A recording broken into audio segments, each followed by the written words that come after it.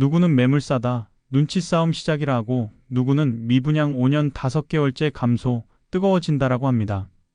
전세는 오른다, 청약은 난리다, 거래는 준다 도대체 어느 장단에 맞춰야 하냐고요? 그래서 오늘은 헤드라인 퍼즐을 한 장씩 맞춰서 지금 시장의 체온을 제대로 읽는 법과 실전 대처법까지 깔끔하게 정리해 드리겠습니다. 먼저 큰 그림부터요. 최근 헤드라인을 한 줄로 요약하면 이렇습니다. 상승은 유지, 속도는 둔화. 서울 기준 주간 변동률이 0.13에서 0.11로 내려왔고 거래량도 한 달 전보다 줄었습니다. 숫자상으론 분명 브레이크가 살짝 밝혔어요. 그런데 동시에 청약 경쟁률은 치솟았고 미분양은 줄어들고 전세가는 꿈틀 댑니다. 이게 상충돼 보이죠? 사실은 단서들이 같은 얘기를 하고 있어요. 재고주택 시장이 상반기 내내 온기가 돌자 수요가 분양과 전세로 번진 겁니다. 지금 당장 사긴 애매하니 청약으로 간다, 매매는 쉬고 전세로 버틴다 같은 선택이 누적된 결과죠. 여기서 가장 위험한 해석은 거래 줄었네? 이제 하락 전환이다. 식의 단정입니다. 주간 가격지수는 원래 노이즈가 큽니다. 거래가 많지 않은 구간에서 표본 몇 건이 지수를 흔들기도 해요. 그래서 저는 늘 세 가지를 세트로 봅니다. 가격, 거래량, 그리고 현장 심리. 이 셋이 같은 방향을 가리킬 때만 의미가 큽니다. 현장 심리는 KB가 매주 집계하는 매도 자매수자 동향으로 읽을 수 있어요. 공인중개사에게 요즘은 파는 사람이 많나요? 사는 사람이 많나요? 를 묻고 수치화한 지표죠. 이게 최근 서울 인천에서 매도 우위 쪽으로 다시 기울기 시작했습니다. 상반기엔 사는 쪽이 더 급하다였는데 휴가철 이후 3, 4주 동안 파는 쪽의 목소리가 커진다로 미세하게 바뀐 거예요. 이 신호가 의미하는 건 두 가지입니다. 첫째, 금매가 빠지며 숨고르기가 온 것. 둘째, 눈치 싸움 구간으로 진입했다는 것. 상반기처럼 올라타면 바로 수익이 나는 장이 아니라 매도 매수 모두 한 칸 더 유리한 자리를 탐색하는 구간으로 바뀌었다는 뜻이죠. 그럼 지역별로는요? 핵심지는 다릅니다. 강남 3구, 그 중에서도 재건축 축은 여전히 질긴 매수 대기층이 버티고 있습니다. 신고가를 강하게 찍진 않아도 호가를 쉽게 내리지는 않아요. 반면 상반기에 먼저 튄 외곽 비핵심 단지는 문의가 확 줄었고 체감 호가가 한두 칸 내려오는 모습이 포착됩니다.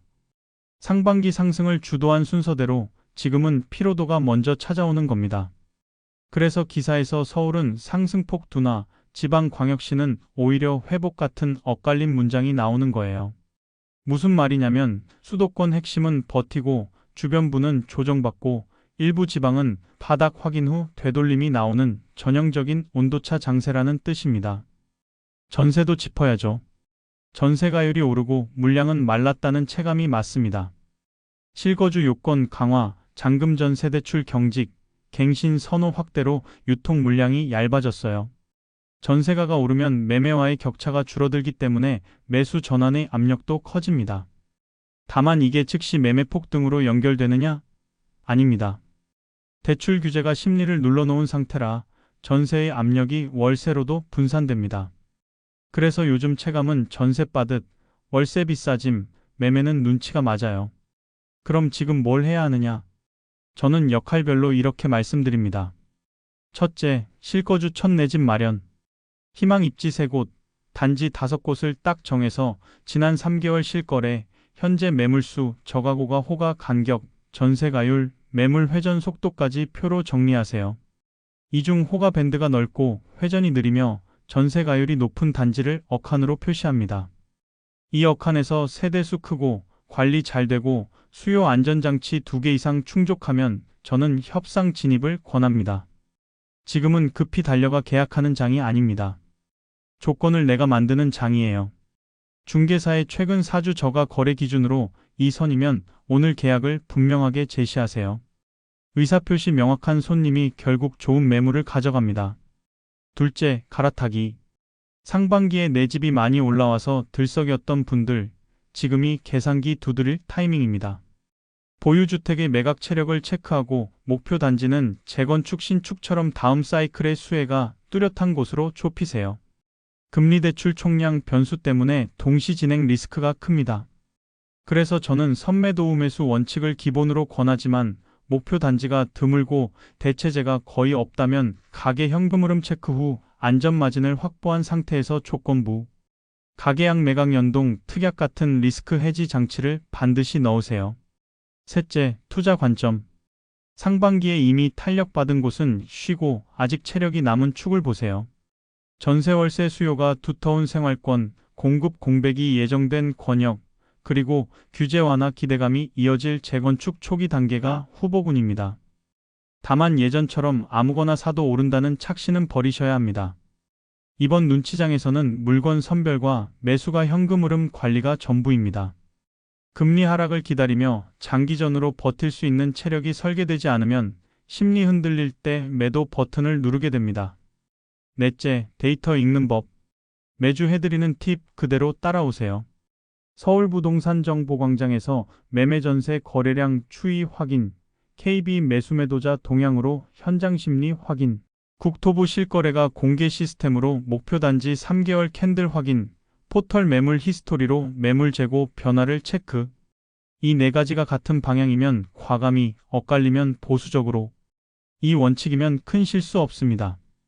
이제 질문 하나 던집니다. 여기서 바로 하락 전환이냐, 아니면 쉬었다 다시 가느냐? 저는 분기점 테스트 중이라고 봅니다. 상반기 내내 상승하던 가격 거래가 동시에 둔화했고 심리도 매도 우위로 기울었습니다. 이 흐름이 10월까지 이어지고 매물 재고가 쌓이면 단기 조정의 강도가 커질 수 있어요. 반대로 9에서 10월 성수기에 거래가 수반되며 저가 매물이 빠르게 소화되면 둔화된 상승으로 재정렬할 겁니다.